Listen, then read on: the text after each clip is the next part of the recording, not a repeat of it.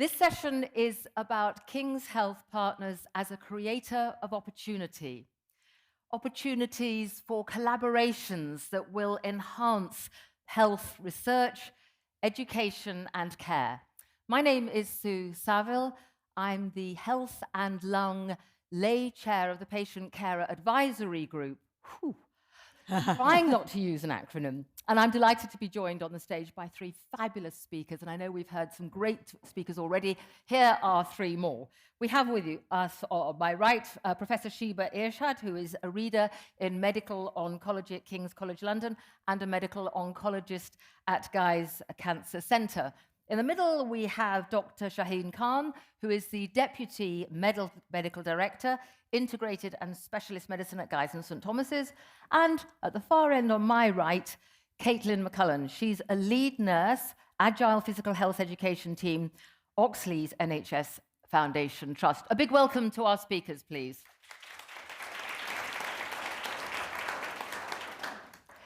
I was delighted to hear in the other sessions the importance of putting patients at the heart of everything. We heard that right at the outset, where Lord Kekar talked about the North Star, patients and populations being at the heart of what the partnership is doing. I really loved Sarah Crabtree's reference to the golden glue. I'd like to think that I'm part of that golden glue. A lovely analogy or metaphor that works really well for how patients are so very important. And of course, Graham Lord touched on it, that patients have to co-create, co-design everything that's going on in this. And I'm delighted, I'm very honored that I've been able to work in the patient group for more than 4 years now. And prior to that, I was medical correspondent with ITV News, and we always tried to tell the stories through the eyes of patients, what impact anything that was newsworthy would have for patients, for people. And this was the way we tried to tell it. And then as a freelance health journalist, I've worked with lots of pharmaceutical companies and other organizations who say that they're patient-centric. And perhaps like one of the questions earlier, it can sometimes be a little bit tick box, a little bit lip service. So I'm delighted in the role I have now with the patient group to be able to really try to truly embed the patient voice in everything that we're doing to support King's Health Partners. And that's in the integration strategy. They help in research, they help in creating new pathways. They've been involved in all sorts of things because my group are a fantastic team. They have such wide experience across all sorts of health conditions and personal and professional experience. And we heard earlier several people talking about make sure that you listen to patients. They know what's going on. They are the critical friends to the NHS, to the managers here. They're not afraid to speak up and say, I don't understand that acronym. I don't understand that language. Make it simpler. Don't make it obscure. Please make communication clearer, more straightforward. And that's one of the key things that often comes up. So it's really important that that voice is embedded very, very early on in the co-design, so that it's not just something that you get a system set up and then a bit of a feedback, a few comments later. Patients need to be embedded right from the outset on that. And my group have a range of experience across other groups too. And here, as a creator of opportunities, we're thinking about how going beyond King's Health Partners, there's so much more out there. And some of the members actually sit on other global groups and health networks, which brings a fantastic perspective. And they're really amplifying the voice of patients here in King's Health Partners. They sit on the clinical academic groups, and I know that they're beginning to have their voices heard there and play a really, really important part. I'm really proud of everything that they do. I wonder if we could just take a moment, if you join me in showing your appreciation for the patients and the carers and the families who give their time completely for free to give that support and those insights. Could we just give them some support?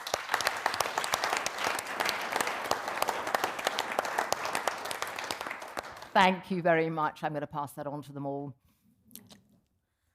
Let's hear from the patients then. Let's hear that patient voice, which, as we were hearing right at the outset, is embedded as a top priority in King's Health Partners Strategy 2030. What are patients and communities doing? What are the programs they're involved in that are making a real difference? Let's hear from them in this short video.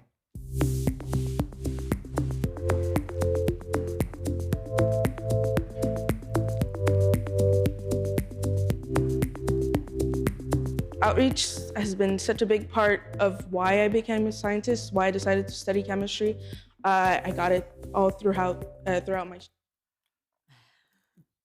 Okay, rewind. We have a fabulous tech team at the back there who are beavering away, and I'm just going to hope that we might be able to show that, because it's absolutely lovely to hear from some of the groups. If I get a sign, can we play the video, or has it all gone a bit pear-shaped? We've got a sign. Let's hear from the patients in this video. Oh no, it's a downward sign. It's a down sign. The thumb's gone that way. Okay, perhaps we'll be able to come to that towards the end of our session, because it would be really nice to hear from patients. And I'm hoping there are some in the room and indeed online who will be able to contribute. And again, we will be using Slido to put your questions. So if you want to have those ready as you hear each of our speakers, then please do submit those, because it would be lovely to get as many voices as possible. So let's hear from our first speaker. Caitlin McCullen, she's going to talk about improving physical health for people with severe mental health issues. Caitlin, over to you. Oh, thank you so much. Let me just get us started. I can't live up to Sue's accolades, I'm afraid, but this is me. So my name's Caitlin McCullen. I'm the lead nurse for the Agile Physical Health Intervention Team, which is part of Oxley's Community Mental Health Directorate. I'm an RGN, and I started my life at Guy's at St Thomas's and moved through to King's in acute medicine, practice development, and inclusion nursing. But I stand before you today as a bit of an advocate for physical health and mental health. There's a lot of depravity which we'll see here today, and I'm going to try and explain to you how King's Health Partners Mind and Body Group gave us the opportunity within Oxley's to try and develop this more and meet the needs of our service users. So, that's a nice little touch. Right, so today I'm just going to give you a bit of a snapshot of why this work is so very important. We're going to talk a little bit about how King's Health Partners helped develop a core offer which has underpinned our physical health and mental health framework for the CMHT. I also want to tell you a little bit about our community of practice and how King's Health Partners were intrinsic in developing that to try and engage our staff and ultimately change our organisational culture towards physical health incentives and initiatives and interventions within mental health care. But first, I would like you to meet TC. TC was a lady who was 53 years old and known to our services. Primary diagnosis is schizophrenia, but as we can see, she also has diabetes, hypertension, and high cholesterol. She was originally very engaged with us, which was wonderful, but this started to wane, and we saw a pattern of frequent DNAs. She lived alone, and over her time in our care, she actually had quite a few abnormal results that would pop up here and there, and some checks that weren't fully explored or regularly carried out as they should have been, such as the HbA1c and her cholesterol tests. Now, she also was meant to be known to specialist services that we thought she was engaging with, and sadly she was not. Unfortunately, TC died when she was known to our services, and although we're awaiting her cause of death, when we explored that in mortality surveillance, we knew there was so much that we could learn. Unfortunately, TC is not alone. You can see these quite disheartening and disengaging statistics in front of you, and it's just simply not right. My personal sort of bugbear is the 2 and 3 deaths for those who have a serious mental illness are from a preventable physical health illness. At some level, we are getting something terribly, terribly wrong. And we know that in Oxley's, and we wanted to do something about it. So we were incredibly lucky when we were approached by KHP, Mind and Body Group, to do some more exploratory work about how we can improve the physical health care for those with a serious mental illness. They came into our services at the CMHT, and through focus groups and interviews, staff surveys, They gathered lots of data on how our staff felt about physical health care in a mental health setting. Now, unfortunately, the news wasn't brilliant. Less than half of people thought that we should be involved in physical health care in a mental health setting, and about the same figure felt that actually it wasn't really our role to do anything about preventing physical deterioration. So again, we needed to do better. KHP looked at all this data and analysed it and came up with top 10 priority areas for our directorate. The first 6 you can see before you help to build the core offer framework and standards that they developed with information from SLAM, because they'd done a similar project with them. And it goes on to help organisations such as Ourselin know what the standard should be for physical health care within mental health, with a particular focus on community. And so for us in Ourselin, that has helped underpin our physical health strategy and work plan in the Community Mental Health Directorate. The last 4 went on to become part of our community of practice and be addressed through this. So a community of practice is obviously a structured space held for staff working within the CMHT to share ideas and development and implement and collaborate change and try and drive forward that picture, so we do not see statistics like we previously saw. With KHP's help, we managed to build a multi-professional network. So we have doctors, OTs, social workers, as well as nurses like myself involved in the community of practice. And we have representation across the 3 boroughs that we operate, Bromley, Bexley and Greenwich, and the services which start in these. So there are various different services within the CMHT, and we were pleased that actually most of those wanted to be involved in our work. We meet initially, it was monthly, and you know how tight schedules are, so by staff request, that's now quarterly, but we make the most of that. And our face-to-face sessions are normally about half a day. They're really designed to embed the learning that we have. So we can do pathway development, we can have discussions about maybe a mortality case that came up, and those members could then take that away to their clinical settings, discuss this, and hopefully help us change practice. As you can see, we have around 80 members that come to the events. If we remember TC, our last embedded learning event with the community of practice actually had amazing attendance, and 100% would recommend it.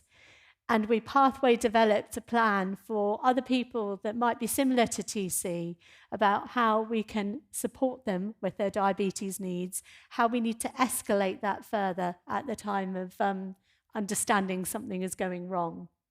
And as you can see, there's a lot of positive comments that a year ago, 2 years ago, before we started working with KHP, probably wouldn't have been said. So they've definitely started to change our culture.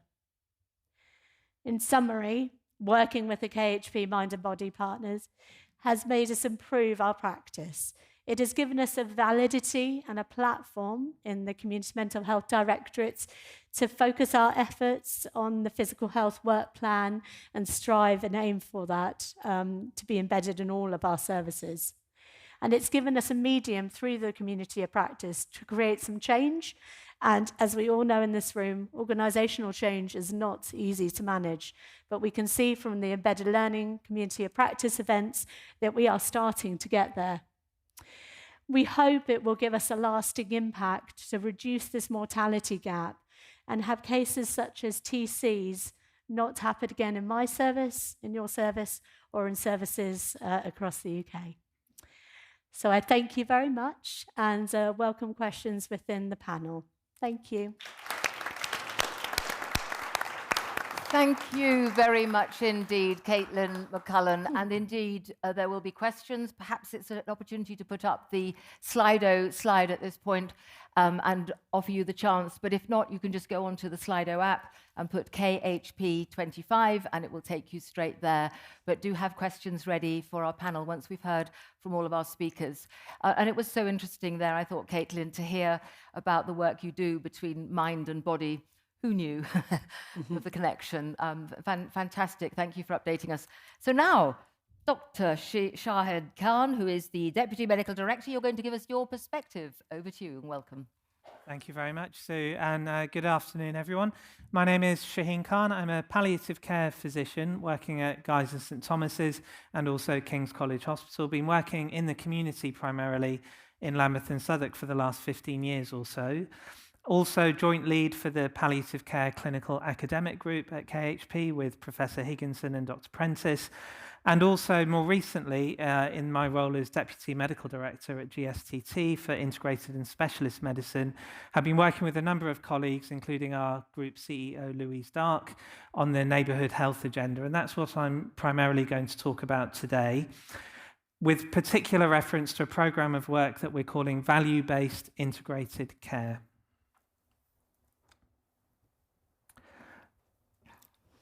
So this is what I'm going to talk about, and I'll start briefly by touching on some of the national and local drivers for our work. I think you'll all be very familiar with the 3 shifts. We all agree that they need to happen, and actually that's not a particularly new concept. Those of you who have been working in the community have known for several decades now that there is a need and a desire to shift work to the community, primarily because that's what most of our patients want: care closer to home, delivered by the right people at the right time in the right place. There's also the shift of work that we need to make from reactive to proactive or preventative care, and of course the shift from analog to digital. The problem is no one has told us how to do those 3 shifts. So by testing out some ideas in a defined geography, we hope to develop a methodology and a playbook which can then potentially be scaled up. And I think using our leverage of the assets inside and outside KHP provides a pathway forward for us. The work on neighbourhood health has been informed over the years by some key landmark reports, for example, Claire Fuller's Stocktake report, and much more recently, Lord Darcy's second review last autumn, and of course the impetus of the 10-year plan. There's also been some very targeted work within London, and particularly in South East London, led by our ICB, and we're now working towards what's called the Targeted Operating Model for Neighbourhood Health, and that's very much going to frame our work over the coming months and years. So what are we trying to do? We're essentially trying here to configure, where it's appropriate and possible to do so, our health and care services around neighbourhood clusters, so delivering care which is more continuous, closer to where our patients and residents live. And we know from the evidence base, both nationally and internationally, that this not only delivers better outcomes, but is also more cost-effective for the whole system. In terms of what this looks like in the local geography in Lambeth and Southwark, of course, KHP has a much broader geographical scope, but we do have the ability through our community provision particularly to enact change at the local level. Lambeth and Southwark have now very recently confirmed their 5 geographic neighbourhoods, and organising the geography has been complex, but it should not be understated in its importance. At the moment, if we think about our clinical services from KHP, including GSTT, KCH and SLAM, we have probably about 40 different community teams delivering care out there in the community, but to a large extent, they all have their own geographies, boundaries, catchment areas, referral pathways. And that's before you start to layer on the complexity of things like the PCN boundaries, GP practices, community pharmacies, social prescribers. So the expectation now is that all services, where it's possible, will start to configure themselves around these neighbourhoods. Each neighbourhood has, on average, across London, between 60 and 75,000 residents. And this will not only apply to health and care, there's some really exciting work being done with other services. So, for example, how can local police forces start to configure themselves around these teams as well? And as you can see, this will lead itself to greater continuity, efficiency, and better outcomes for the local population. This is not going to happen on its own. And like I say, none of these concepts are new. So each borough in London has been asked to deliver an integrator function. And locally, we're very keen that that's a partnership. Of course, there are a number of important partners, particularly the voluntary sector, social care, and others. but there's something specific about the relationship that secondary care can have with primary care that enables us to deliver this partnership function, but it's really important we have all our colleagues around the table. And I can talk more about this in the discussion if helpful. The idea is that the integrator will be responsible for configuring these neighbourhood teams and ultimately delivering successful outcomes for our local population. Much of the work is framed around 3 key cohorts, so that's children and young people, people with multiple long-term conditions, and also people with frailty. But of course, we deliver services to a much wider range of people, so it's really important that we use this opportunity to improve care for everybody. So that's all well and good, and that will yield fantastic results over the coming months and years. However, we know that all providers and partners are standing on the same burning platform, which is a continued, inexorable increase in demand and complexity in the face of ever more resource constraints. So how are we going to fundamentally redesign the operating model for health and care? And that's where we hope our programme of value-based integrated care comes in. So what this is about is systematically identifying and addressing the barriers to true integration. We know, despite our best efforts, that we still have resources in silos. We have key performance indicators for different services and organisations which often conflict with each other. That's not only a very inefficient way to use our limited resources, it doesn't lend itself to the best possible value for our local population. Of course, you don't need me to tell you what value is, and Professor Moxham's legacy in South East London is very tangible, and there are various definitions of this, but essentially what we're talking about is making the best possible use of the total available resource for the system to deliver the best possible outcomes for the population. In order to do this, we're going to need to tackle some of those wicked problems, so whether that's the complexity around finance models, looking at how our workforce works, data sharing agreements, the fact that our IT systems don't talk to each other, and we don't necessarily use the entire estate available in the most efficient way. So by systematically addressing these within a defined geography, and for us that's the North Lambeth Primary Care Network, we've entered into a formal partnership with the 6 practices in that area, we'll be able to do things in a more agile and radical way, make some mistakes, but also make some success of it, and then subject to robust evaluation, which is of course where the academic expertise within KHP comes in, we hope to scale this much more widely. I won't go into huge detail on this slide, but this is essentially what our discovery phase looks like. So we're tackling all of those issues at different speeds in different ways. So just as one example I'll pull out here, we're fantastically lucky to have Epic, but we know that Epic does not communicate directly with EMIS, which is the main electronic health record in primary care for us locally. So we've stood up a specific task and finish group with the leadership of our Deputy CEO, Steve Davis, with the leads from EMIS and Epic around the table. And that's something that we can do at scale as King's Health Partners. And if we can make a success of that work, of course, it will have much, much wider benefits for the whole system. We'll need to think very carefully about who we target with our interventions, and we perhaps can talk more about that in the discussion.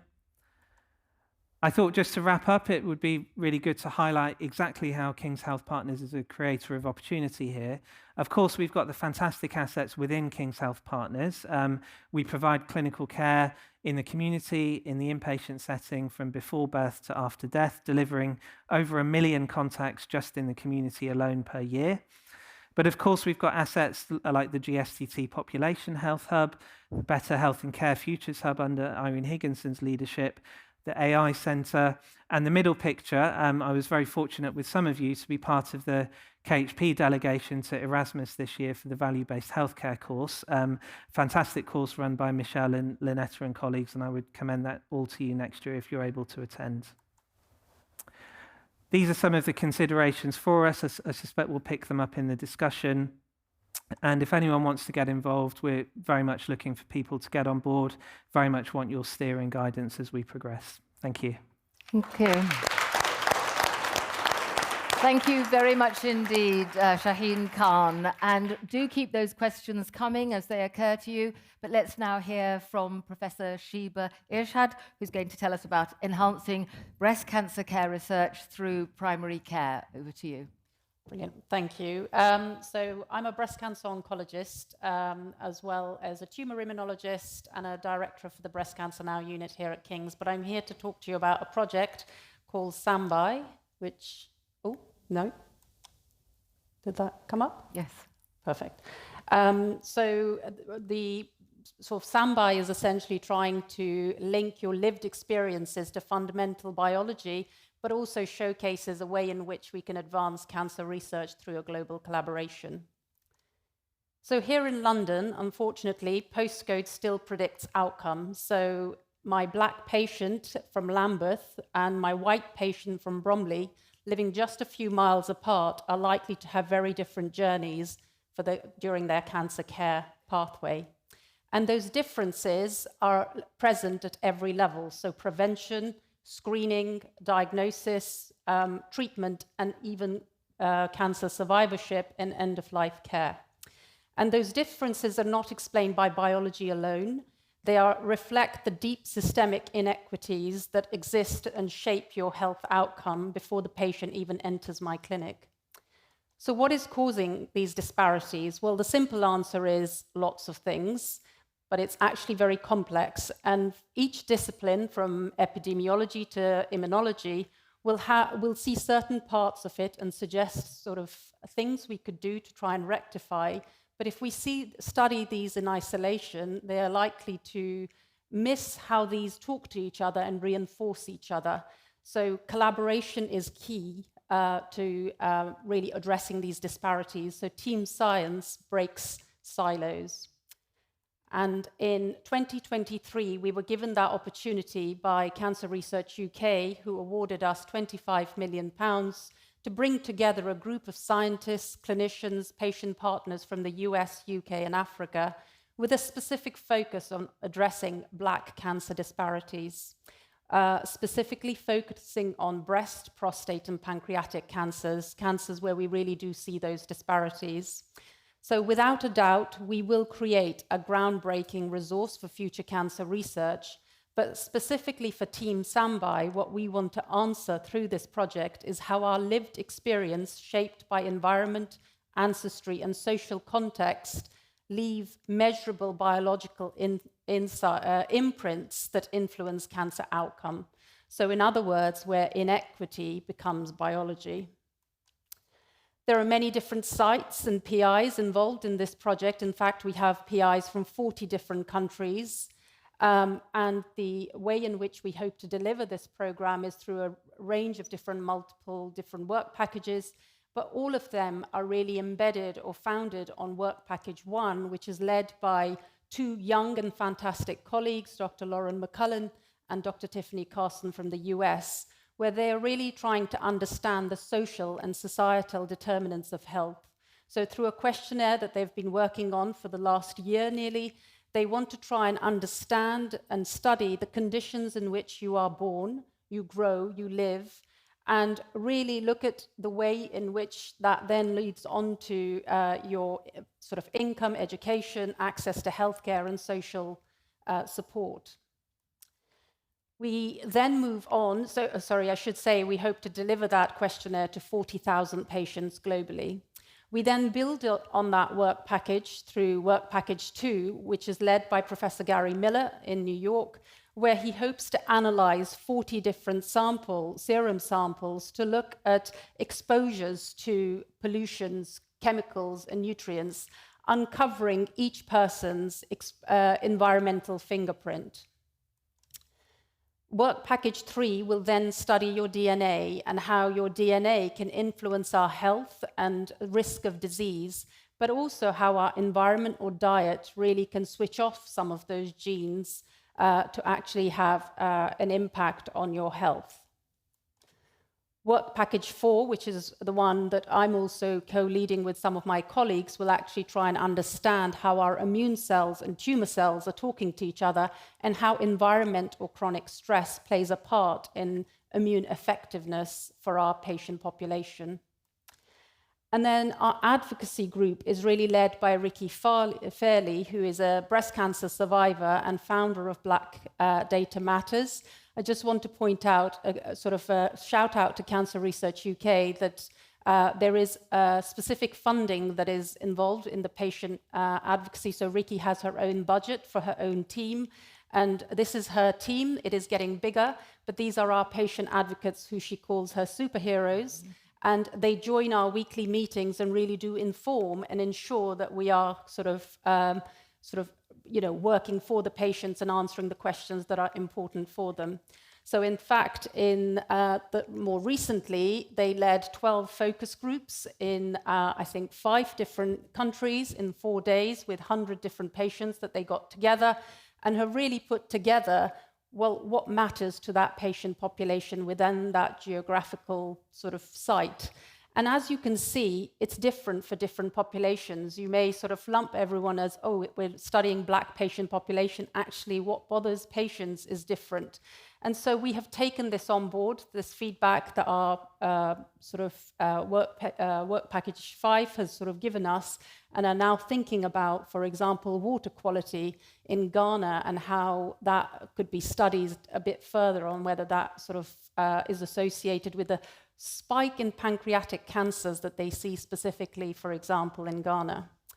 We also reach out to our patients through other means. So there is a monthly Sambai Speaks podcast where Ricky brings together researchers from the Sambai team and patients to talk about what we're doing and also get insights from the patients. We held a very successful PPIE event here at Guy's Cancer Centre where we actually invited our patients to come into the labs to understand what it is that happens to the blood samples or tissue samples that they may donate, and how that information is used then to move research forward. And actually, these initiatives have led to a number of different positive outcomes in terms of feedback on the patient questionnaire. We've also now developed a patient dictionary of medical terms, which will be handed out to patients at further community events. And Ricky makes it very clear that no paper publications are allowed to go live until her team have got a patient summary or lay summary paper publication going out alongside the main publication. So how are we going to play a part within KHP? So this is our UK-led platform called Discover, which is a GSTT and KCL-sponsored study designed to really investigate cancer disparities. It's very much aligned with the first arm being the US Sambai protocol to ensure that we can really integrate the data sets ultimately, because that's what we want to do. We want to work globally. The study has been submitted to REC, and we're hoping that we'll be open at Guy's and St Thomas's end of this year, but we hope to deliver it through the research delivery networks. But as you can see, the numbers are quite big. I don't know whether that comes across there in terms of how many patients we want to reach out to. So, and we can only really do that by working with the primary care and ensuring that we get community champions to help identify and engage patients and their shared lived experiences to really reflect the real diversity of cancer in the UK. So this is my call to arms slide right at the end, which is that if you are a clinician, researcher, or community partner who has good ideas of how we can embed the Discover platform within the KHP partnership, please reach out. I've taken lots of emails already, and Rachna's been great at networking. So I will leave it at that, and thank you. Thank you. Professor Sheeba Irshad, thank you so much. And you touched there on patients and on communities. I think we can now go to our little video, which will tell us about the sort of programs that patients and communities are involved in that are making a difference. Let's see the video.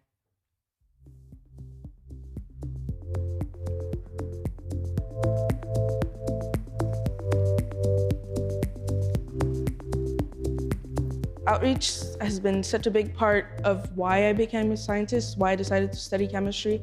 I got it all throughout my childhood and throughout school, and I really decided I wanted to give back the experience to kids, especially kids in this context. We're in a hospital, it's not as easy to have access to a multitude of activities.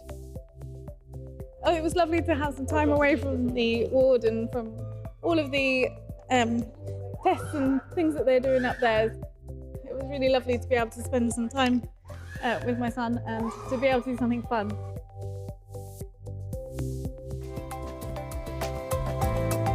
Historically, the service user's voice have been absent in a lot of research and a lot of things. So it's very important to have their voices heard, listened to, and actioned on. What is unique about this advisory group is that such a diverse range of individuals on there with different walks of background, class and social status as well.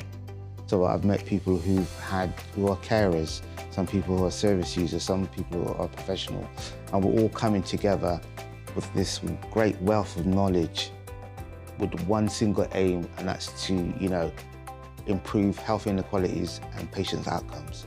And I think that is really, really good to see and to have and to be a part of.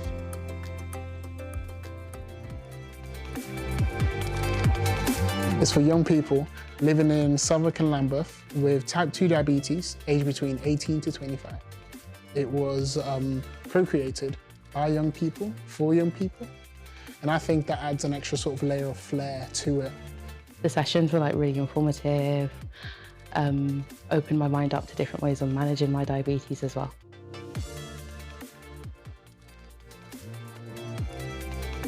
Through my experience, I realized that through the energy and commitment and faith of professional scientists in the work that they're doing, by far trumps the suspicions that others may have about whether their work is worthwhile or not.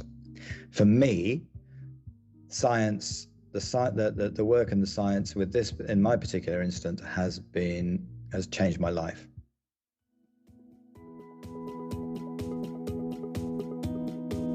Involving patients and carers in the Ageing Well with Sickle Cell project is absolutely vital. The whole aim of the project is to collaborate with patients and carers to understand what matters most to them living with sickle cell over the age of 35. For me, it's seeing that people can get older. It's something you want to see because, when you're little, all you hear is, oh, people with sickle cell, they don't live that long and stuff. And I think having this in place and having people that are there to help with guidelines and new legislation and anything that we can do to make it easier for us to live, anything like that is positive. It makes me feel positive about the future and growing older, as things are getting more difficult, that when I'm, let's say 20 years from now, there's going to be a lot more in place to help us.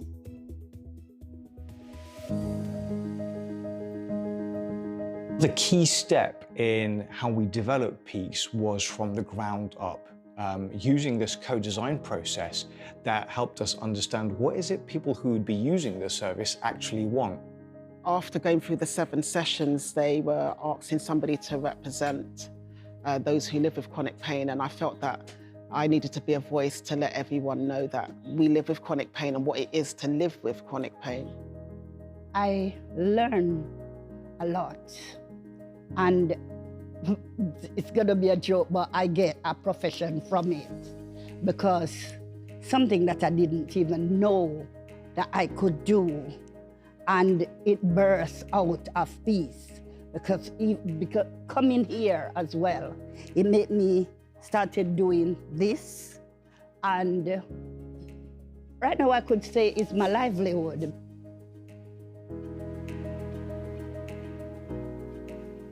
The main motivation for me going on to a pump was because I wanted to have children, and I was always told, being type 1 diabetic, that having children was going to be a difficult one because I've had diabetes diabetes for over 37 years. I was very lucky to get referred to King's College Hospital, who, when I went and saw the consultant, said, put me straight onto it, said, you need to be on pump therapy, got me onto it. I got my sugars and HbA1cs was 6.1. This is what I needed as a prerequisite to get pregnant.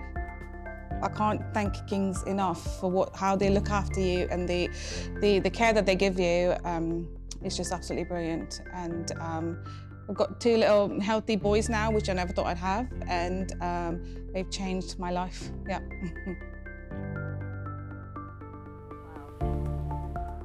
Changed my life. Doesn't get much better than that. Let's give them a cheer. And keep your questions coming in, please. Anonymous attends many of the events I get to and is clearly in the room here. Question just going straight to the heart of what this session's about. I'd like to ask 1, 2, or 3 of our panel, Anonymous's question: what advice would the panel give to KHP to work beyond its 4 founding partners, for example, neighbouring trusts, primary care, the voluntary sector? And I know that King's Health Partners is frightfully competitive about its fabulous standing in the world, but can you set that aside and work? Shaheen, let's come to you first. What do you reckon? I think that's really important for success, and I think we have an obligation to do just that. It's going to probably involve a multi-level approach. So there's absolutely something that King's Health Partners at the executive level can do, and we are well represented at the various local care partnerships, the ICB level, which have all the partners around the table. But something more granular, for example, in the palliative care clinical academic group that I'm part of course, we've got the core membership from the constituent partners, but we've also got almost like an affiliate status for our local hospices, so particularly St Christopher's, Royal Trinity Hospice, and Greenwich and Bexley. So they're round the table as part of our CAG leadership team, and I think it goes without saying at the clinical level that's there as well. So different levels, I think. That's good to hear. Caitlin, do you see this? Are you working beyond the boundaries? Well, yes, absolutely. As part of Oxley's, we've really only started to come into some of the work that KHP is undertaking very recently. And as I've explained through the Mind and Body Network, you know, our patients don't just sit in one place all the time, they move around. So the needs across South London aren't just in Lewisham, Southwark and Lambeth, they're also in Bromley, Bexley and Greenwich. And I would also say that so many of our patients, you know, we want them to sit in primary care. We don't want to keep having them come to secondary care again and again and again. And it does strike me that that is a bit of a hidden gem to tap into. If we can get primary care a lot more involved in some of these projects, there might be a lot more leverage to keep our patients where we need them to be in the community rather than drawing them in to acute. Thank you. And Sheeba, we heard earlier about sharing best practice. Is that something you see you can encourage, you're doing? I'm not sure we've got it completely right yet, but I think there is a real goodwill from everyone. And I was a medical student here in 1997, and I actually do think that there is a real movement now in terms of the different trusts want to work together. I think there has been a change. I think the fact that, at least for cancer, we've got our head of department who's coming in. It's a neurosurgeon. Her clinical practice is down at Denmark Hill, but actually, you know, we'll be engaging with the teams at Guy's. So I feel at a leadership level, you can really see that change. So, you know, just having been here for a long time from the outside, I can see that we're making those changes, yeah. Thank you. And the questions come in directly for Dr. Khan. I gather you trained together and you still haven't left the area, so still here. So there was one here. Who will be responsible for commissioning decisions within the geographical location you referred to, presumably making VBIC, if that's how you say that acronym, decisions relies on having responsibility for what is commissioned? Yeah, and I apologise for all the acronyms. VBIC absolutely is another one. So I think at the moment we're still in very much the discovery, the early phases of this journey. I think we want to move to a position where we have more outcomes-based commissioning, which moves us away from considering things between different organisations to considering it around a person, or in fact a household or whatever the unit is that we want to commission for. And that will lend itself to making better use of the available resources. So that might be thematically based, for example, around prescribing budgets, which we know are very siloed, and there's actually perverse incentives if I'm seeing someone in my outpatient clinic not to prescribe some of their medications because the GP is meant to prescribe that. And equally, our GP colleagues get requests from secondary care, from outpatient clinics to prescribe medications that they may never have heard of, or at best they might be quite uncertain about the potential risks and side effects, and that's before you consider the cost. So whether that ends up in a capitated funding system where you have a sort of lifetime journey for a person commissioned, or whether it's thematic based, it's all a bit TBC, which is why we want to do some agile testing within a confined geography. And we're working very closely with our ICB colleagues who are very supportive of this work. And that ultimately might mean changing the model in a small area. And then if it's successful, trying to scale that up. Thank you. Keep the questions and comments coming. There's a lovely comment for you, Sheeba, about, not a question, a comment. What a wonderful piece of work that Sambai is doing. Absolutely fascinating. And I was interested in that, about the inequity becoming biology. Could you expand a bit on that? I can. So I will explain it more, as I'm a tumor immunologist. So we have seen, just by looking at blood samples and profiling the different immune cells, that depending on where you are within the UK, your blood profile looks different. And there is evidence to suggest that stress sort of increases your inflammatory markers, and we know inflammation is very much linked to many of the diseases. So going back to why is stress there, how can we address stress, can actually have an impact on biology. So that's what I mean by these inequities do actually ultimately also have an effect on your biology. So yeah, maybe I should have explained that. No, that's really interesting, and thank you. And it picks up a question which I think is for you, Caitlin, about has the opposite direction of work been done? Are mental health problems considered the remit of those involved in physical health care? Again, it's flipping it round. Sure. I mean, I don't work directly in the mind and body team, so they're probably best placed to answer this off this platform. But I know when they originally set up, that was entirely the idea, that there was systems that are put in place in both physical health settings to allow staff to have the confidence in dealing with slightly more complex mental illness, likewise with physical health and mental health. I think it actually just comes down to education, to be quite honest. In the whole of my nursing career, I've never, and I'm a physical health nurse, so I explained RGN, never been told to separate them. So I don't know where this has come from, and quite honestly, I don't know why we're sitting here having roles like mine being needed. I know there's a lot to answer for about splitting off nursing and making it very minutiae and physical and RGN and learning disability in child. And I know in other countries, when you have a model that everyone starts the same and then starts to specialise after a core grounding, people seem to be much more adaptable to some of the physical health care. So I'm a great fan for everyone should be very educated on both sides. Thanks. Other questions coming in about, we've touched earlier at the conference on digital, the introduction of technology. Anonymous again, what's the impact of digital on your work? Have you needed to consider digital exclusion?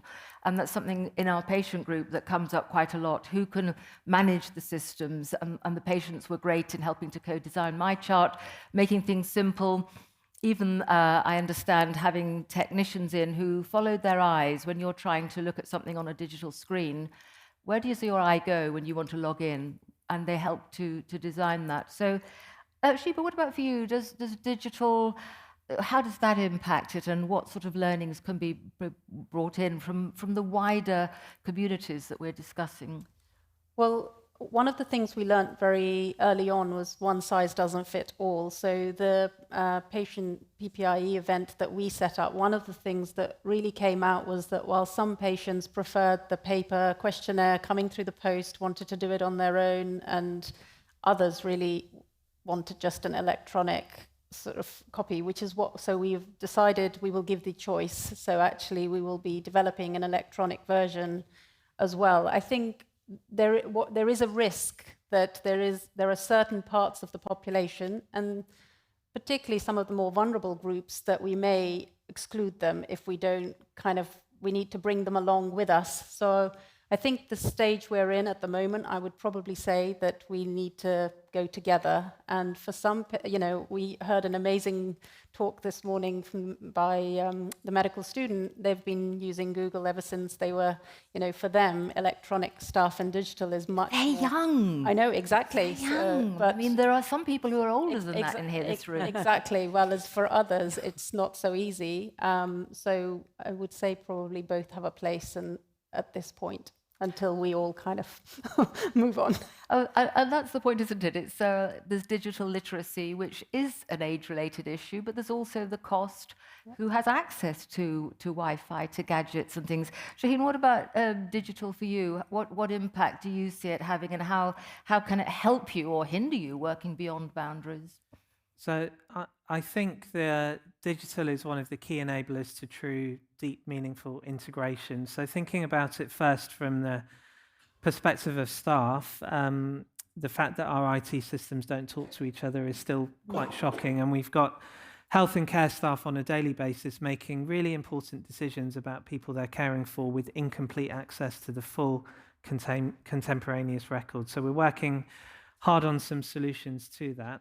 I think just as importantly, and probably more so from the perspective of patients and the people that we care for, I think we need to raise the baseline expectation. So if you're at home and you're ordering a pizza or waiting for your taxi to arrive, if you're not digitally excluded, of course, and we'll come to that, you can track where that taxi driver is, where your pizza is. You know exactly when it's going to arrive. And we know from research in airports and other places, if you remove the uncertainty, the level of stress halves, and that will have impact on your inflammation, no doubt. But if you're a housebound elderly person living on their own at the top of a tower block in the Aylesbury estate, and you know that at some point today you're going to have a visit from a nurse or a therapist or a doctor, you might have no idea when they're going to arrive. You might not be able to get out of your bed to open the door. You might have a key safe. So that person's largely going to walk in at any point during the day. And we know stories from people waiting for hospital transport, it's very similar. So I think using digital through different routes is really important, and absolutely attending to the risk of exclusion and maintaining those important in-person, face-to-face contacts as well. And Caitlin, when we're thinking about the session being creative opportunity, with the digital, there's a question that came in. Have you been able to measure the impact of the COP, what it's had on for patients and staff? Has digital given you that opportunity? Oh, I would love to say digital has. I think I'll be whisked off the panel if I talk about data and digital too long. But what I do know is that the Mind and Body Network are coming back into our service to do some re-evaluations on staff. And I think that would be really great, because you're talking to people, the staff are able to talk to people that aren't being, monitoring their work. It's an external source. So people are more likely to be honest about any sort of cultural change. In terms of our data, we have seen our physical health checks increase, but going back to digital and digital competence, quite a lot of data recording is about the confidence of staff being able to use those systems. And actually, when we break it down, some of our really core workforce are not digitally confident at all, and that is a barrier to accurate recording. So I'm always loath to talk about data and how much our lives are being digitally transformed, when unfortunately we still aren't taking into account of some needs of staff, but also, as we mentioned, our service users, if they are digitally impoverished and they don't have Wi-Fi and they don't have a phone, and maybe unfortunately slightly unwell and slightly chaotic, actually you could send 1 million text messages, you could give them 1 million Googles, but really what we found in our service is going and finding them, whether that be in their homes, in a community centre, or what have you. Unfortunately, or fortunately enough for people like me, we haven't invented an AI to do that just yet. So we've got a bit to go. I'm glad to hear the human touch is still alive and well in the service, and that AI hasn't won through. Thank you. Direct question. What advice do you have for hospital clinicians who want to move their services from hospital outpatient departments into the community? Chris says he or she works with patients with polypharmacy, so particularly interested in management of people with multiple long-term conditions. Sheeba, do you want to pick that one up? Yeah, I was actually hoping a question like that might come up because I had a thought in my head, which is really, I think if I stick to oncology, our treatment, you know, we're doing well. A lot of our patients are living longer. It is now about survivorship. We often give our breast cancer patients endocrine treatment with horrible side effects. We keep them in follow-up for a little bit, and then we sort of write to the GP, and that's the end, and then we don't really do anything. New guidelines come in where we actually sort of need to write to the GP to say, actually, we've now changed new drugs. Could you kind of... So one of the things that I think would be great is if we could have joint clinics, and Zoom and digital stuff, virtual stuff allows you to do that, where you actually hand over to the primary care sort of online, rather than you do this letter and you hope someone's going to pick it up. So I think that's a low-hanging fruit in terms of how secondary sort of hospitals could work better with the primary care to ensure that our patients' sort of the journey is improved. Thank you. Shaheen, you talked in your presentation about scaling up. There's a question here about scale up of successful pilots is often hampered by ill-prepared implementation plans that focus on what to do more than how. What you've heard today has inspired you to think about future implementation for scale up that you shared with us. So any learnings that you can bring to us? So I think we have a number of really exciting positive collaborations already. So the work that I've talked about is not there to replace or to sideline any of that work. But unfortunately, a lot of work when it comes to innovation and integration is hampered and remains geographically constrained, or is, for example, dependent on charitable funding, which comes to an end and never quite makes that transition into scaling up across a huge geography. And part of that is perhaps a rush to implement without carefully considering the academic and health economic evaluation, establishing what your baseline metrics are, and then working out incrementally what your gateway points are towards sustainable funding. So there are some great examples that we're trying to learn from. So locally, we've got the Child's model, for example, in the pediatric space, where you have pediatric outpatient clinics with pediatric consultants. None of those clinics happen anywhere near the hospital. They're all out there in the community with primary care. We've got a community liver or hepatology project that's going really well. But again, that's confined to a really small geography with no immediate pathway to funding. One of the big challenges here, almost the elephant in the room, is how can we marry this ambition to radically transform the healthcare whilst attending to our immediate pressures? So one could argue that actually let's just move all of our money into the preventative space, whether that's primary or secondary prevention. But we can't do that and at the same time immediately close down our stroke rehab services, our dialysis units. We need to run both. But hopefully, if we can get this right, we can gradually start to shift the funding towards a more proactive care model, but it's not easy. Thank you. A curious question has come in. Wondered if Sue would be happy to share her perspective. Is there anything the NHS can learn from ITV? I'll take that one. What strikes me is I'm very fortunate now to travel around quite a lot to conferences across Europe, and I went to one in Brussels, and there was a wonderful presentation on tackling sepsis from a fabulous clinician right here from Guy's and St Thomas's. And I was so impressed by how spreading the word abroad was really, really helpful. And I'm wondering if the partnership has enough of an eye on that and linking it to working at ITV. It's all about communication. It's all about keeping things also very clear and simple. Going back to what I said with the group, how we try to keep the language simple. I confess I had to look up peaks, that was mentioned in the lovely video there. Pain, equality of care, and support in the community. And sometimes if things aren't clear, they obscure understanding and connection. So I would say really keep things simple. King's Health Partners has the most incredible, amazing people in it and work that's going on. We've seen some of it today. But if you don't communicate it and don't get it out there clearly, it might be going off into the ether and lost a bit. And when we're talking in this session about going beyond those boundaries, about sharing that fantastic work and spreading the word, not just beyond the geographical boundaries, regionally, in London, even nationally, but globally, being that leader on the global stage. So I would say yes, and it's all about communication. Right, next question. So we've had some really interesting questions coming in, and I'm wondering if there are any more that are specifically for each of you. But this is a nice one. What are the opportunities and challenges for the next generation? We had that lovely presentation earlier.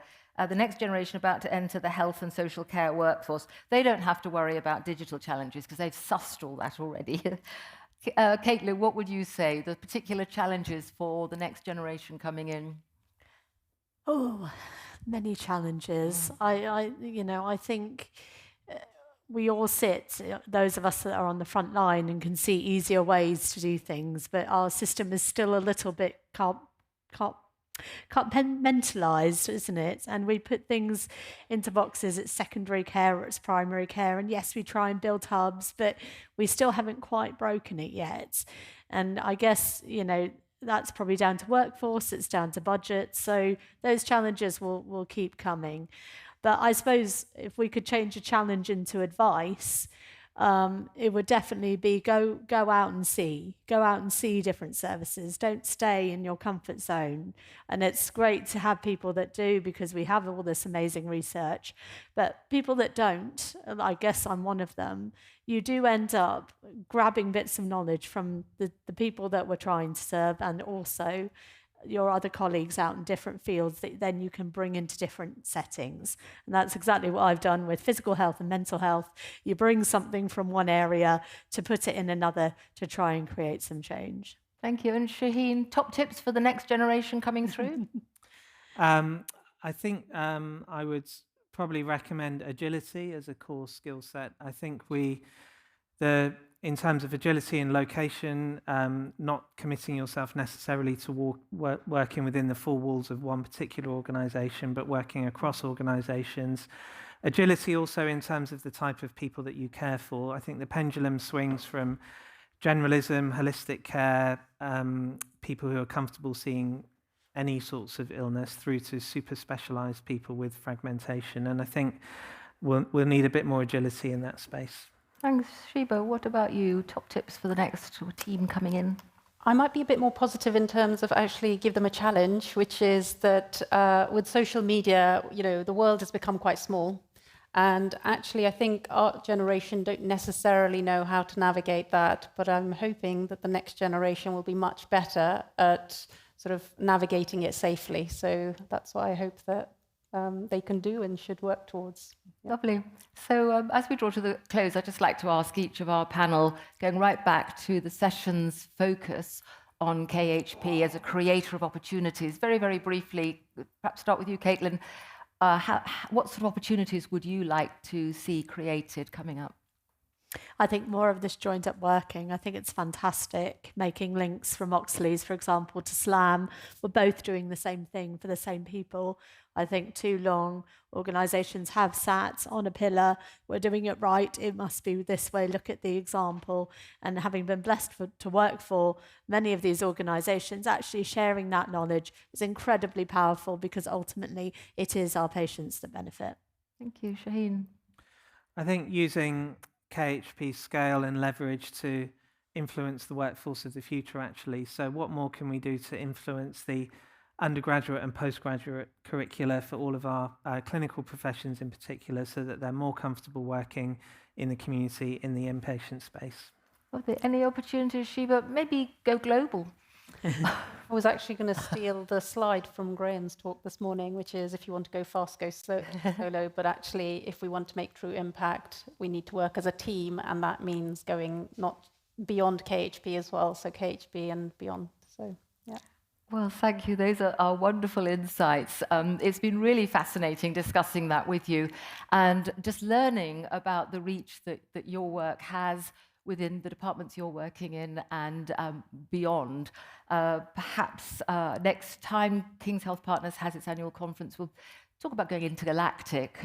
Just, you know, have ambition and aspiration. But meanwhile, thank you very much indeed, and please all join me in thanking our fabulous panel. Thank you so much.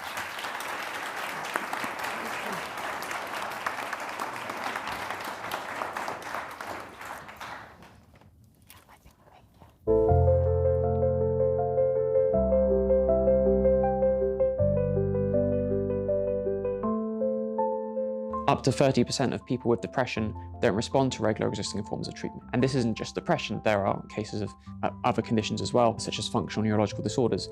So in those cases, it would be important to consider alternatives like neurotechnology approaches. Neurotechnology refers to tools and approaches that allow one to measure activity of the brain, but then also modulate it. One of the myths is that these approaches are only for rare or very extreme conditions, but that's not the case at all. There's a large body of research and already clinical practice around the use of neurotechnology to treat conditions like depression, but also functional neurological disorders, which are another very common condition. Another myth is that neurotechnology approaches are mainly the stuff of research rather than clinical practice, but they're already widely in use for treatment for depression and anxiety and other conditions, so they're very much something that has large clinical translation capability. In the context of FND, there is a real lack of available treatments in this population.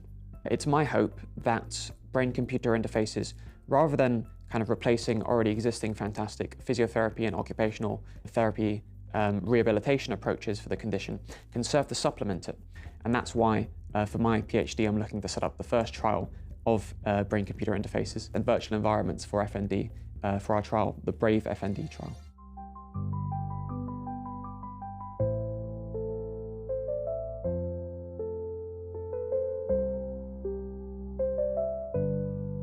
So lupus is a treatable condition, but many patients have to remain on medicine for very, very long periods of time. The really exciting thing about CAR T-cell therapy is that there have been a number of studies published over recent years that show that CAR T-cell therapy can actually result in a major suppression in the disease. From a physician's or patient's side, we're actually able to treat patients that were previously resistant to our conventional therapies. So this is always a fantastic position to be in. On the other hand, as we're using these therapies, looking what their effect is, we're also beginning to understand more about the diseases themselves. We've been giving CAR T cells for B-cell malignancies for some years now. And autoimmune conditions are diseases where you have an overproduction of antibodies made by B cells. So it was a natural thing to do to then use the same CAR T cells that we're using for B-cell malignancies to treat B-cell mediated autoimmune conditions. But it was a rheumatologist in Erlangen University Hospital in Germany that first did this about 2 years ago now. And he treated a lupus patient of his who had failed all previous treatments with CD19 CAR T cells, and the patient responded. And following that early success, the Erlangen Institute has now treated many more patients, and astonishingly, virtually every patient that they've treated seems to have responded. So that kind of impressive data we just haven't seen before with any other therapy for any condition, really. Yeah? And that's why it's so exciting.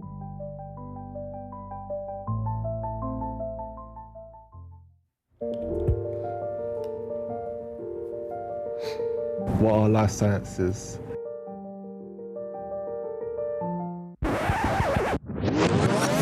What are life sciences? Life sciences encompass a diverse spectrum of industries, Including both medtech and biomed. Biomed involves key processes like screening for chronic disease, laboratory diagnosis, and drug development. Have you ever considered the groundbreaking technologies that drives the advances in healthcare? MedTech includes the design, engineering, and use of devices and systems. From new imaging technology, patches for menopause relief, and 3D printed bone transplants, MedTech is evolving every day and changing lives. Regardless of your skills and qualifications, you can find a role in life sciences, whether that be in medicine, engineering, legal services, finance, media, and business.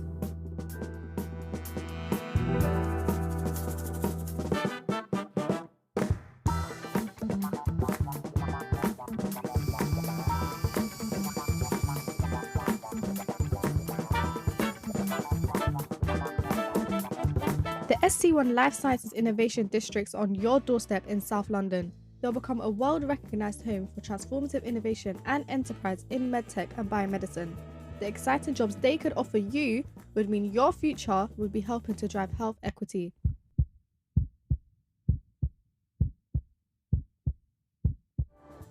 The projects and technology they're working on here are life-changing. It's your health, your future.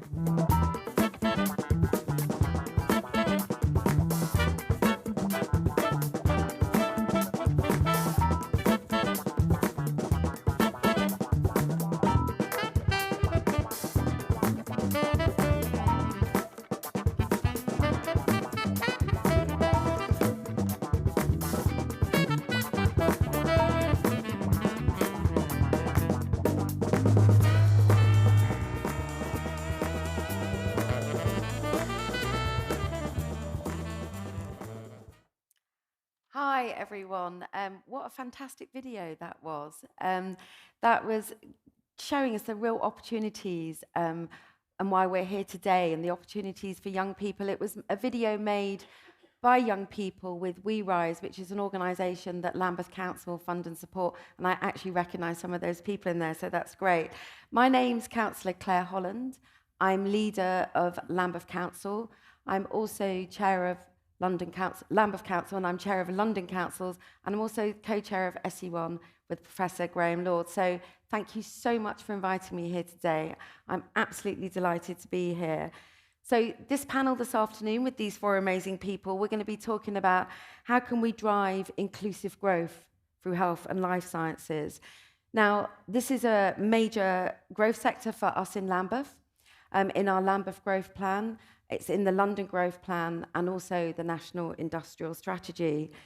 And we have, across our two boroughs of Lambeth and Southwark, we have the SE1 Health and Life Sciences Innovation District.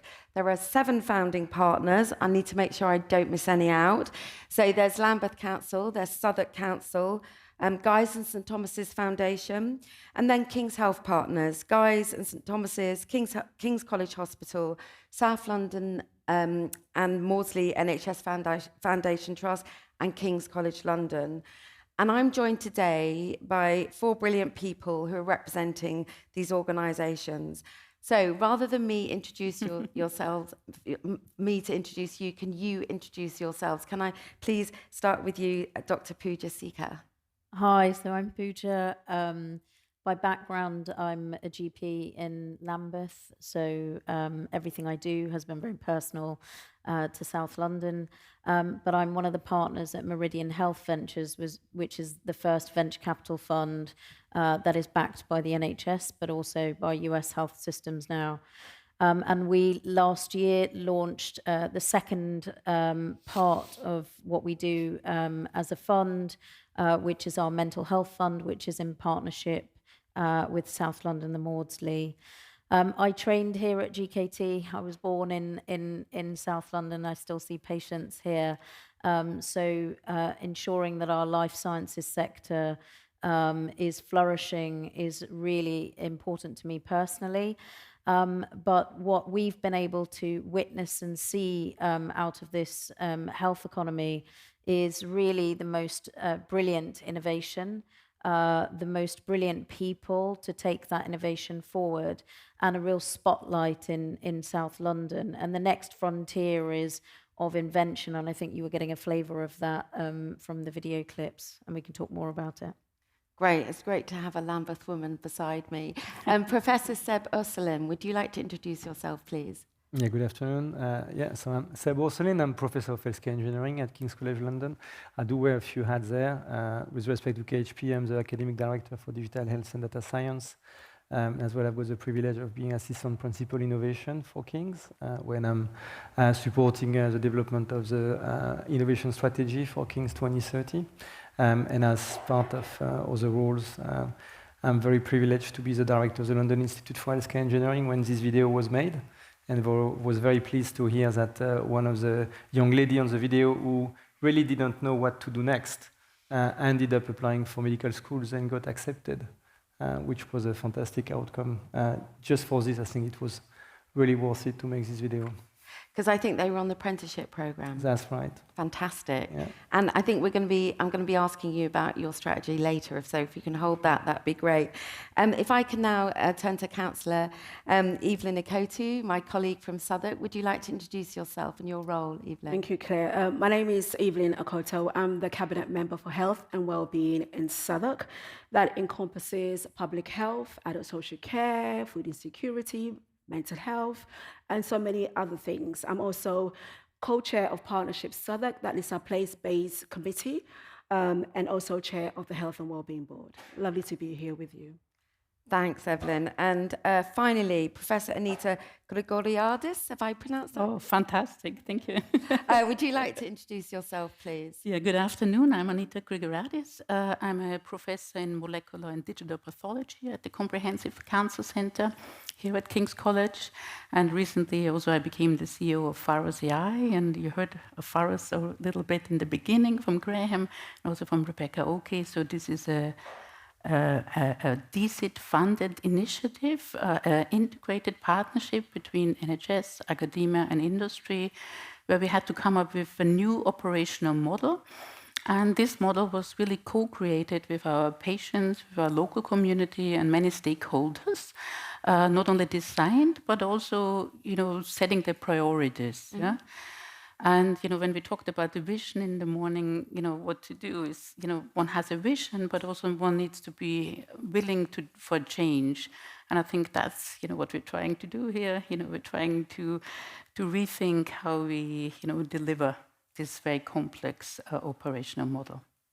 Fantastic, thank you. And I think that this really shows what SE1 London is all about. It's about the power of partnership and how we can use our collective resources and our different organisations and our skills and our talents to come together and really unlock those opportunities for innovation, because that's why we're all here and that's what we want to do.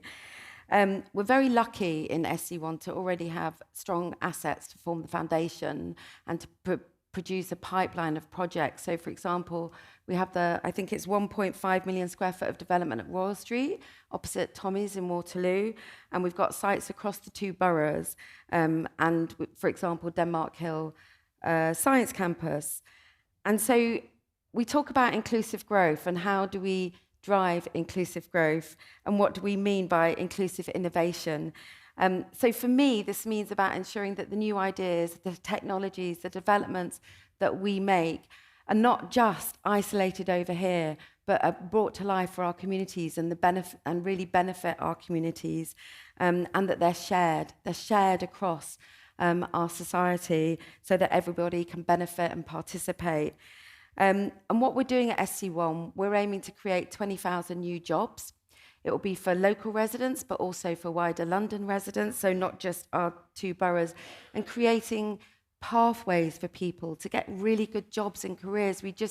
That stat there, that I think it was something like 1% of people in this area of work, in this sector, only 1% are black. We really need to be opening up the opportunities for our residents.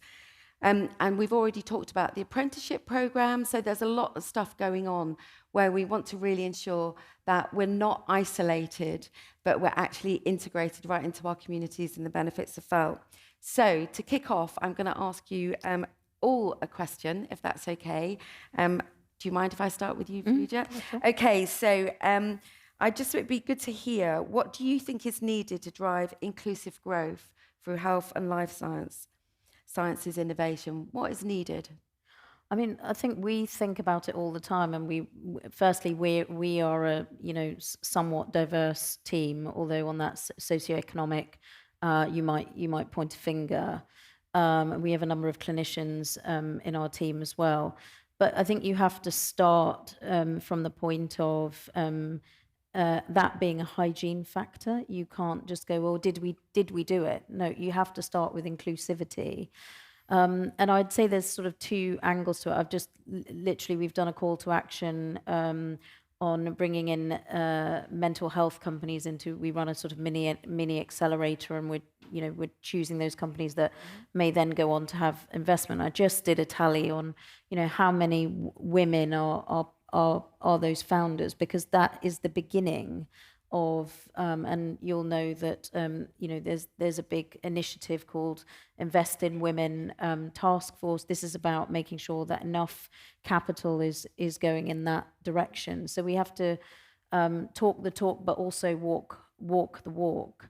I think the other thing is that it's no longer going to be possible to put new therapeutics and drugs out without having that ethnic diversity. And in the US, we're also seeing that children sometimes need to be included in the trials.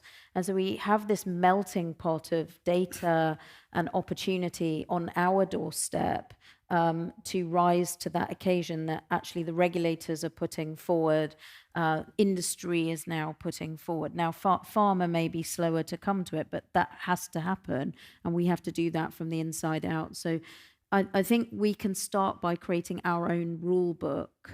And to your point about black men and women not being represented in the jobs, we have to start with our own rule book, and this is really the best place to do that. Great, thank you. Seb, how do you think we can drive inclusive growth for health and life sciences innovation? I mean, I really hope already King's demonstrated that they are really keen on including innovation in most of the program, including the program you just see, when we are actually opening our door to the local communities, and we do that on a very regular basis. I think that's really important that we bring all of the underrepresented groups. And it's not only about gender and colors, it's as well about social economic groups into, in my side, STEM subjects, to be able to be well equipped to drive innovation. I think that's a very strong way of reaching inclusivity in what we will call including innovation. It's as well about ensuring that what we offer is equitable. So I see some people online mentioning AI and the importance of shaping equitable access. I mean, if you want to do inclusive innovation, you need to make sure this innovation is going to benefit everyone.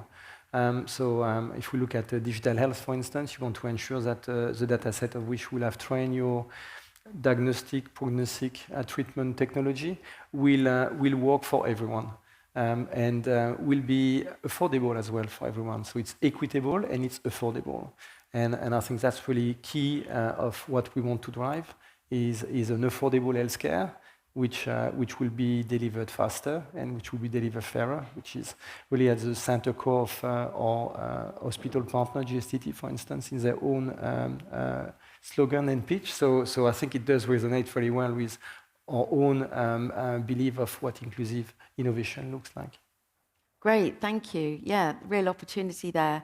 Evelyn, what would you say? I think for me, the biggest question is growth for whom? We need to be clear on what we're doing or why we're doing this, and be cognizant of the fact that, we need to understand this properly before we begin this piece of work. Too often, I see innovation happening without communities. And it's important as we start this, we bring our communities along with us. And I think SC1 is our chance to be able to kind of change that going forward. As a council, our role isn't just to host labs or welcoming investment. It is about making sure that our communities are benefiting from the opportunities on our doorstep. And that could be being part of the ecosystem, skills, jobs, etc. But the most important part is, well, how can they benefit from the breakthroughs that is happening on their doorstep? Inclusive growth for me is also about building local talent pipeline and making sure that we're exposing this to our residents in research, data, and innovation, but not just in entry-level roles. We have to be intentional in what we want to do here. Absolutely. Our young people want good careers, which they're going to be able to really enjoy, feel they're contributing, be able to afford to buy a house, maybe even in London. Who knows one day? But yeah, absolutely. And Anita, what would you say? Well, being the last of four, there are not so many topics left. But I think, being also a lecturer, I think education is key. And education, throughout, through everybody. No? The more you know, the more you feel comfortable, the more you self-confident, and the more you can explain to others what it means, what you do. So which means you entice maybe your neighbor that this is actually a really interesting job. And coming back to maybe what was not so much a topic was not so much captured was actually I believe we can do a much more coordinated resource sharing. And I think that's where I see SC1 quite a key. Seeing, we have many stakeholders here and representatives, and I think how can we help each other? Because the resources that we need are getting bigger and bigger. There's constraints that we have, financial constraints. So I think that's probably a topic that, would be quite important, for the future. Absolutely, the power of our partnership and collaboration. Absolutely. So I'm just going to ask one question each of them, and then I'm going to open it up to questions that are coming on the Slido. I'm going to go to you first, Evelyn. Evelyn, how do you think so you're my local government colleague, right? We're neighbours. We're like friendly rivals, Lambeth and Southwark. We love each other really like siblings, don't we? But we're fiercely competitive. But how do you think local government as a whole and in your borough play its part in ensuring health and life sciences innovation within SC1? How do we get that to really translate into tangibles for our residents, whether that's jobs, services, or community well-being? It's a really important question, and I think this is something I try to embody when I'm in a meeting and around that table. And I think local government, our part is to make the link between innovation and everyday life. So when we think about SC1, we think about big farmers, we're thinking about world-class research and all of this great stuff. But our residents are thinking, actually, if you're a hub in my neighborhood, what do I get out of it? What is it that you're bringing to the table? And we have to make sure that we are translating this to each other. Our role is to bridge, and we sit closely enough to communities to understand their concerns.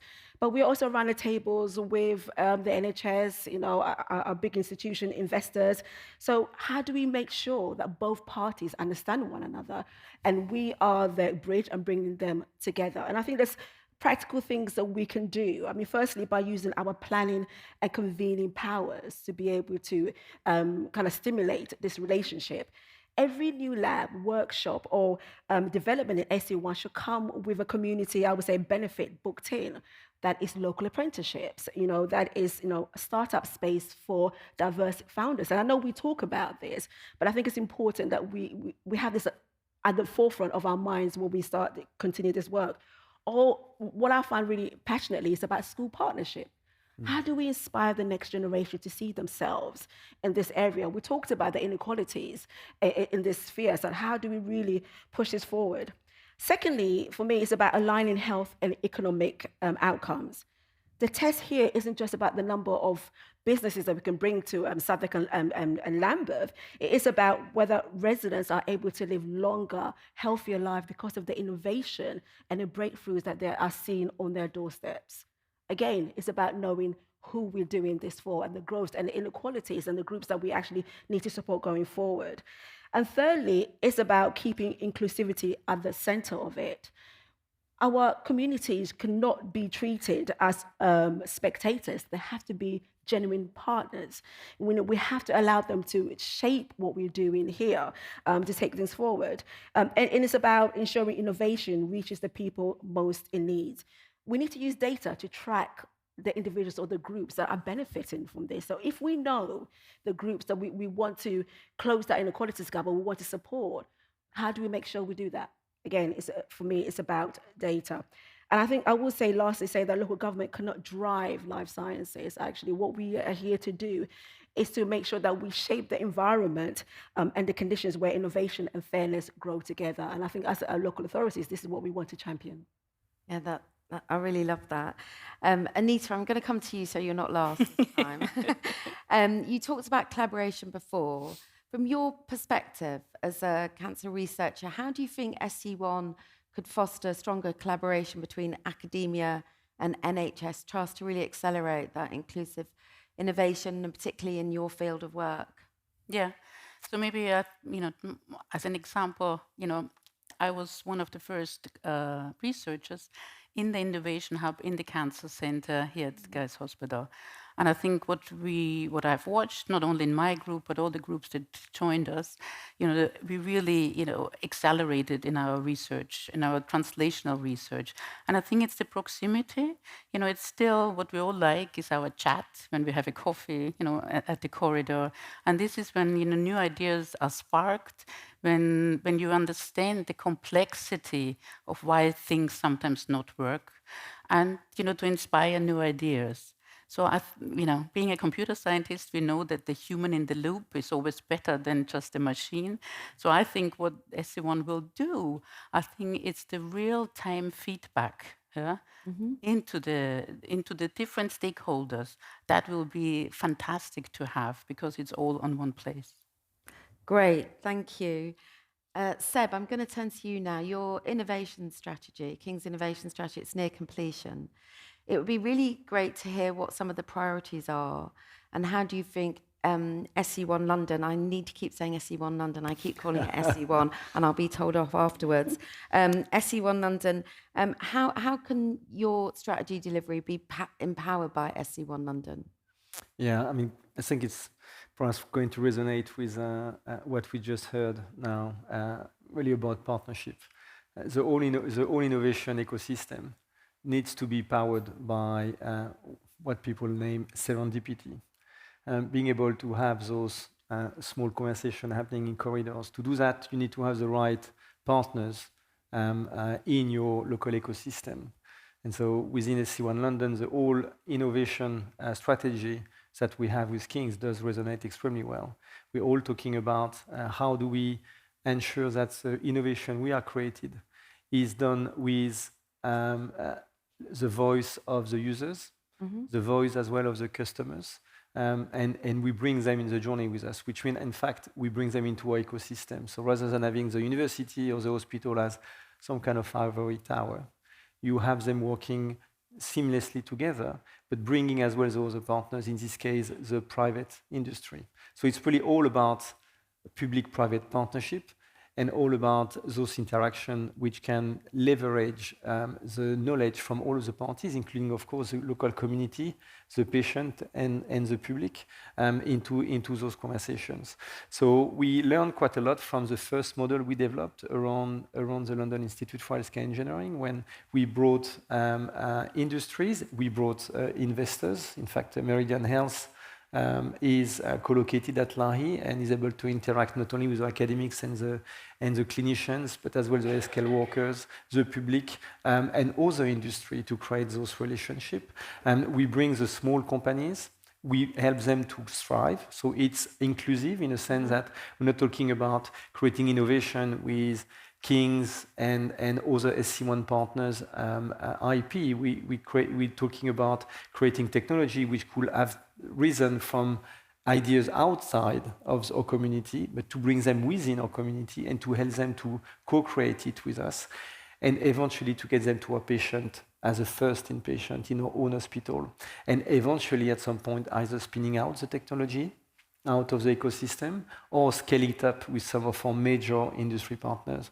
So it's really about creating this melting pot, this environment. So we have done this in healthcare for SC1 London around St. Thomas, as we call our MedTech hub. We are working really hard to reproduce this model as part of the King's innovation strategy at Guy's Hospital, when we want to focus, of course, around regenerative therapies, but as well around drug development. And we are going to focus as well with King's College Hospital and the Moseley at Denmark Hill on how can we bring some of those opportunities to create the same type of environment for mental health. And I'm sure that colleagues have heard a lot about digital therapies, the convergence of AI with mental health technology. So we, in fact, just organized a workshop with MHRA and local communities about what does it mean to bring those new technology on the market and how it's going to really help patients. So I think, long story short, it's fully aligned with what SC1 London is doing. But of course, as a university, we do more than health. So the same concept is going to be applied to creative industry, to deep tech, and other domains across King's. That's fantastic. That's really exciting. And that brings me, Pooja, you're here representing SLAM today, and mental health can often be underrepresented in innovation agendas. I wonder what you see as the opportunities and maybe some of the challenges of how SC1 London can drive innovation in mental health that really benefits our communities. Yeah. So we have a partnership with SLAM, and we've deepened that partnership more than with any other, sort of NHS provider, in that all of the companies we go on to invest in, and we have a investment management team, so there's quite a lot that goes into that, including not looking at just the depth of the invention, the impact, but the adoptability and the financial sustainability of these companies. But what we've been able to do, and I will just give a little shout out to Jen Owen, who's in the audience, who helped with that collaboration with SLAM, is that it was deeply well thought out about how will these companies go and work with our local communities, or work with the electronic health record information. How will it drive? And we are in an age of AI, and I think what's even changed in the last year, this is our second look at a pipeline of en masse of mental health companies. We had 100 at the beginning of the year, and we've had another 60 now. Is that the pace of technology is moving so fast and really we have to acknowledge AI here is moving so fast that we, even in this less than a year, we're seeing better things than we saw before.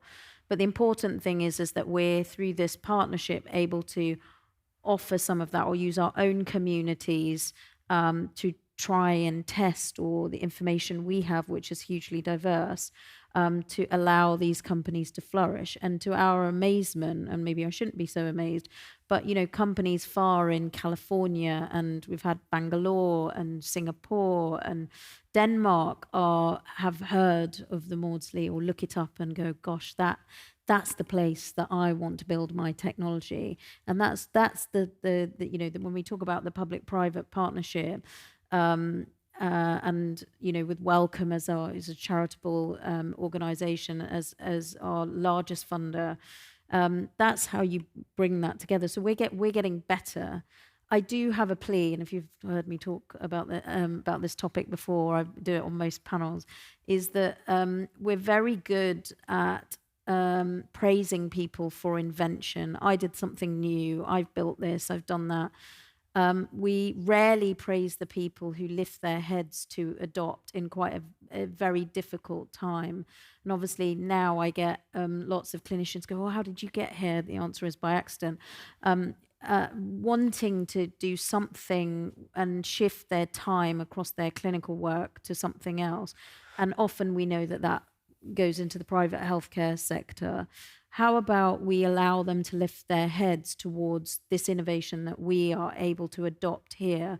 So we are really good at inventing, and we are really good at being at the cutting edge. We're not good at adopting that innovation, and part of that has to come by praising people who do and allowing them to lift their heads. And so that is the plea to the leadership, is how can we make that part of the daily job and change the culture and praise people who go off to do something, not something else, but something in addition or an adjunct. That's great. You've really thrown a challenge out to all of us. Thank you for that. I'm going to go to questions from participants now. I did say it was a high-risk strategy to have me with a tablet because talking about AI, because I don't know what I've done with the tablet. And so I don't know how to get to the questions. And I can just about read them on there, but not really very well. So apologies. Thank you so much. You just can't trust me with technology. Okay, so this is from Anonymous. So hello, Anonymous. So I'll read out the question, then if you just say if you think you want to answer it. Looking nationally or internationally, where are the exemplars of life science districts? Ooh, what can South London learn from these? I mean, I would say the exemplar is South London. Would you like to go for it? I can talk about it. So we have both investment and a partnership with Cedars-Sinai, which is on the west coast of the US, and they're very forward-thinking. They put a lot of their own money, obviously different kind of health system and not a public health system, in order to grow innovation. And what the next stage of this is that some of our innovation is going there to see how it might mold to that market. A really good example, which has come out of Oxbridge, is 52 North, which is a lateral flow device that looks at neutropenia and sepsis, but a patient can do it from home. And many of you will know all the complications of bringing patients in.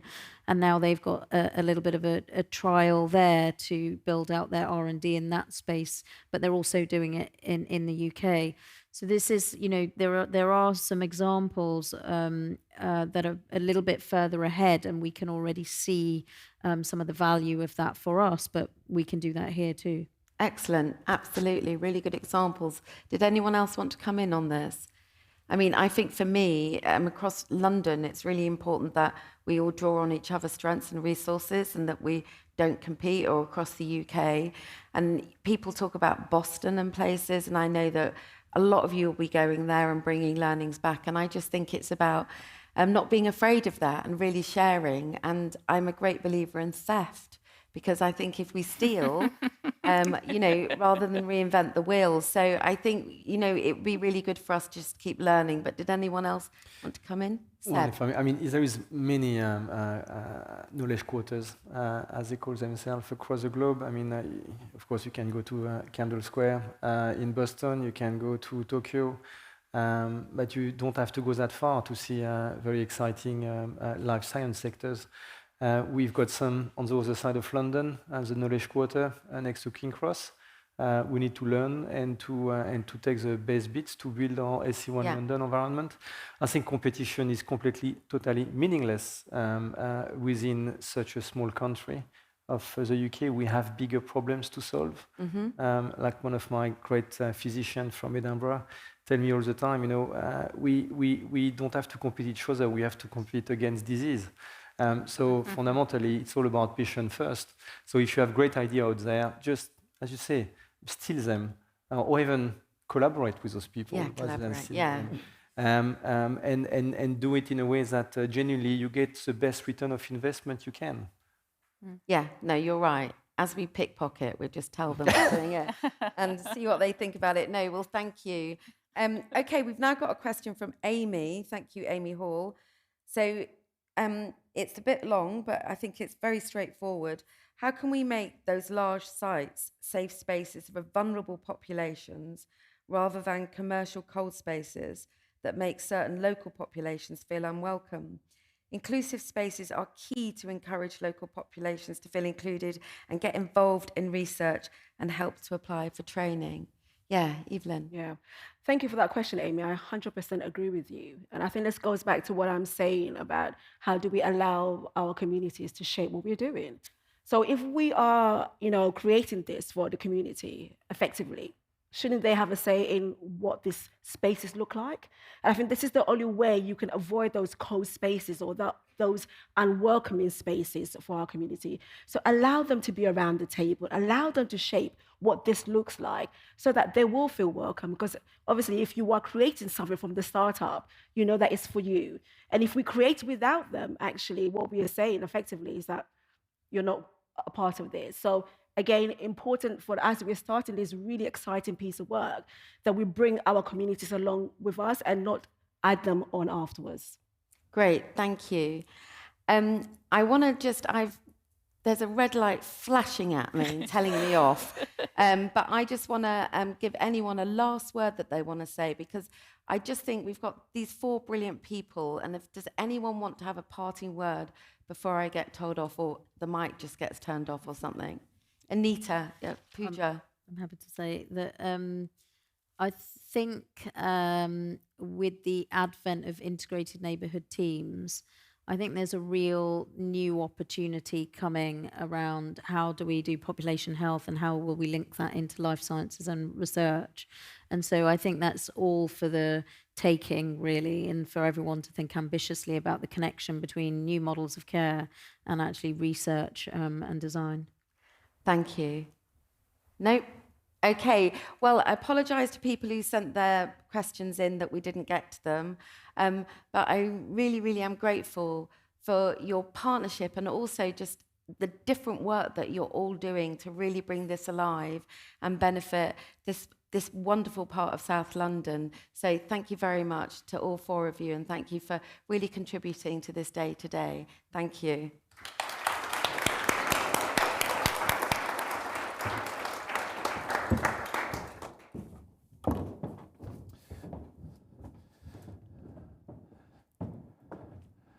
Thanks, Claire, and the entire panel. I think you just have 5 minutes to put up with what's titled Reflections from me, but I won't do too much navel gazing. The first thing that it falls to me to do, which is the most important thing, is to thank everybody that's made today such a brilliant conference. And thank you very much for giving up your day, but particularly sort of Liv, Wenda and Joe from the KHP communications team, Jan and her team at Autumn Live, the KHP team that actually do all the work pulling all of this together in between each annual conference, but also the catering team that gave us such a fabulous lunch.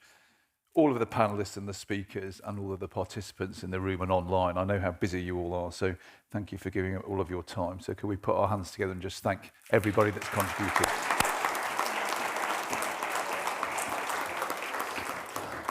So I guess it seems quite a long time ago, but it was only this morning when Lord Kakar, the chairman of King's Health Partners, told us very, very powerfully about how important trusted partnerships are, such as university and health partners, like King's Health Partners, to deliver excellence in healthcare that's equitable, accessible, and sustainable. And as I said in my opening comments this morning, that's really our Nobel Prize question. The Nobel Prizes were all awarded last week. I'll come back to that theme in the next few minutes.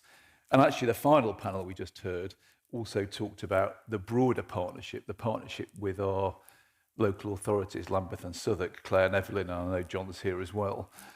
And how can we actually get on and deliver that inclusive growth? And as I said this morning, and I'll give it a shout out again today, the big example of Snowsfield's development in Southwark, 350,000 feet of health and life sciences space at London Bridge, increasing the economic activity for local people by 9-fold and changing the care that we give our patients. So a real live example of that in partnership with Guy's and Sir Thomas's Foundation and also venture capital investors. So that huge power of partnerships that come from having a trusted 15-year partnership with King's Health Partners that is really now starting to accelerate and deliver, which is very exciting to be in the position that I'm in to see that.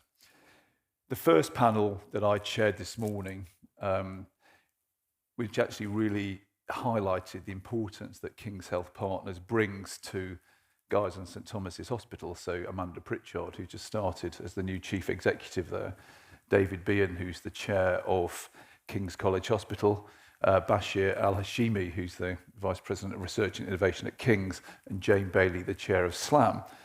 And really they spoke about how, as representatives in the health space and the health and science space, they sit across a £6 billion health economy with 40,000 students, 40,000 staff, and their anchor institutions like the local councils are as well. So an enormously powerful, if you like, aggregation at the corporate level, but also then the personal reflections about why they're so excited to be involved as a part of King's Health Partners. And I think what we've done over the last 12 months, and it's something that Amanda said this morning, is that King's Health Partners is an established trusted partnership. But I think probably of necessity, it's been previously seen as something that's separate from the ecosystem that it lives in or within its partners.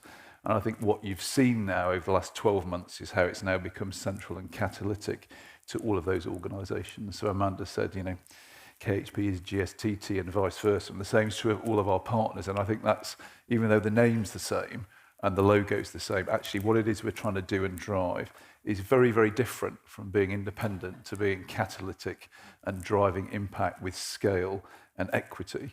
And that's a comment I'll come back to in a couple of minutes about what that actually means, because it's easy to say these things, but actually we need that scale to deliver better personalised health, digital and data-driven health, and population health. And as I said in my talk this morning, this is the first time that all of the partners in this room have agreed that those are our three major priorities. They're quite broad buckets, so we need to define what it is that we mean by that. Again, words and strategy alignment are difficult. Delivery and showing what that means to our population and patient is the hard bit that we're now setting sail to do. So the sections this afternoon, and I'm not sort of picking these out for any sort of reason other than they spoke to me, and particularly it will influence where we've come from and what we're going to do over the next 12 months. I think Shreya Shah, one of our medical students, told us that we have 40,000 students, maybe more, it depends how you count. Actually, in South London, there's probably even more than that. But actually, what huge opportunity there would be if we really got them involved at scale across our research endeavour, talking to our communities, delivering healthcare. This is our future workforce. We always hear about graduate opportunities drying up. How do we empower them for the future, and how do they become the best student and then the students into our workforce that we can have? Huge opportunity at scale. I think in the capacity builder section, I was very taken, with all of the talks, but actually particularly Juliana, who talked about sort of diversity in research and how this really reflects into our core principles of equality, diversity and inclusion, with real examples of what we're doing there. It was a golden thread of last year's conference, but we're really accelerating through that now, because if we don't consider inclusive growth, diversity in research, and equality and equity, we'll do bad research, we'll give bad care, and we'll give bad education. And none of us get up in the morning to do any of that. But unless we're intentional about that, and unless we measure it, we're not going to make change.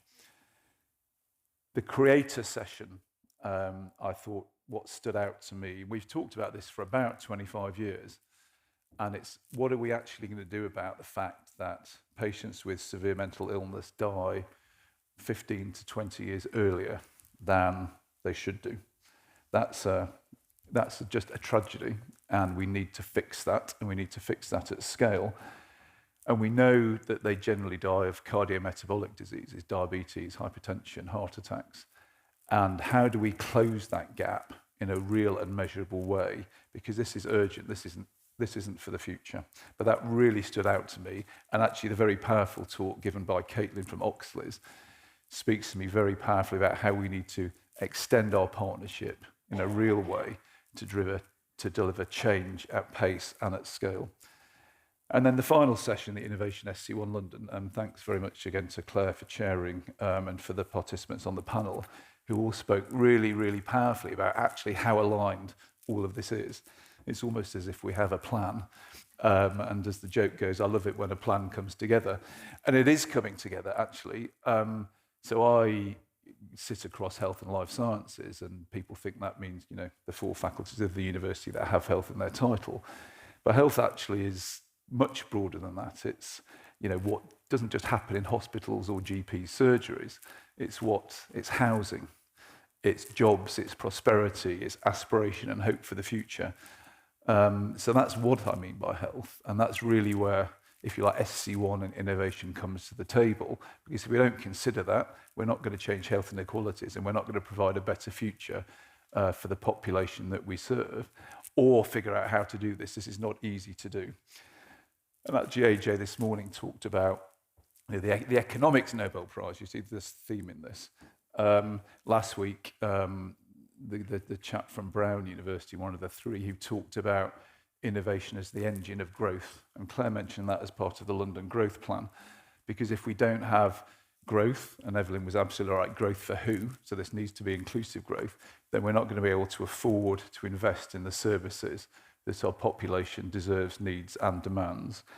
And so I guess the exam question for our SC1 and our broader innovation ecosystem is how, in health and life sciences, in SC1 and across London, how do we contribute to the 2035 London Growth Plan, where we're committing to deliver £108 billion net back to the Exchequer for distribution across the country to support our public services and our public sector. And we really need to challenge ourselves. That's the challenge on us, and actually working through Claire with London councils and the Mayor's office. We need to really step up to the plate here. We are important anchor institutions. We have enormous partnership power. We now need to convene that and deliver it. So just almost finished now, but my personal reflections, having been in just for 12 months, I think I did the last conference about after I'd been in for 2 weeks, and it was all a bit much, but it was very, very important. And actually my learnings from that and my reflections from that have influenced the decisions that we've then taken and have driven through. I think as well as personalised health, data and digital science and AI and population health, we committed, as we launched our strategy for 2030, to be driven by our core principles of equality, diversity, and inclusion, and I've already mentioned that, patient and public involvement, engagement, and co-production. We had a fantastic session that Sue chaired just before the inclusive growth session about how we were doing that and doing it at scale, and also mind and body.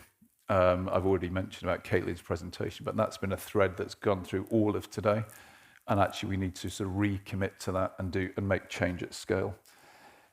And I guess 12 months in, it's the power of the partnership where people were from different sectors sat across these panels, and they all brought a slightly different perspective on it. But actually, for the first time, it all seemed to me to be really, really aligned and pushing in the same direction rather than opposite directions. And I think this is absolutely vital because partnership working is hard. We all know that it's hard because you don't have direct levers and you have to do it by, collaboration. But actually the collaboration is absolutely essential to solve these difficult problems. No one sector or organisation can solve these complicated, multidimensional problems. And actually Bashir spoke very eloquently this morning about bringing systems engineering to the problem. So something that the university can bring to the table, but actually it's only when you have a shared vision that is aligned around a common strategy can you even think about scaling that vision. And as I said this morning, our Nobel Prize question is how do we deliver health and care system, and I mean that in the holistic sense, that's excellent, that's accessible to everyone, not just the people that have money or connections, and how do we do it in a way that's sustainable, both in financial terms, but also in terms of the workforce. That is our Nobel Prize question. And for that, we need impact effect. And for those of you that were here this morning, and I know all of you were, I put a picture of our rice on a chessboard. And when you put 1 grain of rice on the first of the 64 squares and double it each time, which doesn't seem that big a deal, by the time you get to the 64th square, you have about 18 quintillion grains of rice, which is 10 times the entire rice production of the entire world for 1 year. So that's an example of exponential growth because we have exponential demand on our health systems as well as the rest of our public services. So we need network effects. What do I mean by network effects and what does that mean in terms of how we have impact? We can only have that across the partnership. And I think, for example, in the next 12 months, why don't we have a target? So I don't know what percentage of our 40 or 50,000 students are engaged in our strategy and our research. I suspect not very many. But how about the fact if we double that and then double it again the next year? Can you imagine the impact it would have, not just on their education, but our ability to scale our innovation, our research, our education and clinical care? I challenged the team from last year when I'd first come in. I think we had 500 or so people registering. This year we've had 1,000. So that's a doubling. Actually, what if we double that again next year to 2,000? Or I'm going to say to Liv, actually, I want to go to 10,000, but you know what I'm like. How do we do that? And it might be that just each of you talks to 3 or 4 other people and says, this is quite interesting. Here's the offer. Here's the KHP Digital Hub that's free, gives you CPD accreditation, and will future-proof your job, upskill you. And why don't you just do that? And I said to Rebecca, I'd challenge you on that. So we've got 8,500 people that have been there. Why is that not 85,000? It's free, it's amazing.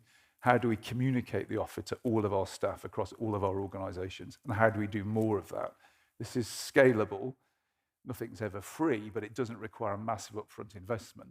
But actually, if we get our connections right now, that we have a shared strategy, shared plans around things like SC1, that's what we should be thinking to do, not just a little bit, not 10% more next time. We need to double.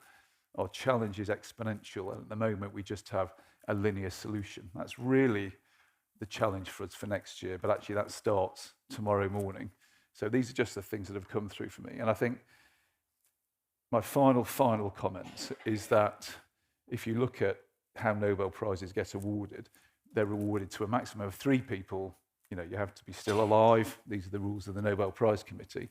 And they're usually people that have been working independently and then all converge on the same idea. Our Nobel Prize question will require hundreds of people. It will require thousands of people. It will require tens of thousands of people to provide a better legacy for the future, that's sustainable transformation across all of our populations. And really, that's our challenge. How do we do that? We have a shared strategy. We actually have that scale. And if we just look at talking to 2 or 3 other people, if we all commit to doing a little bit extra, go and talk to some people that you've not met before, that actually we can change the world. Archimedes once said, if you give me a big enough lever, I can use it to lever and move the whole world. And I think that's our challenge now. We have a shared strategy. We have people that are committed to it. And we've just got to go on and get on and deliver. So I will leave it there. Safe travels home. And thank you very much for all of your participation today. Thank you.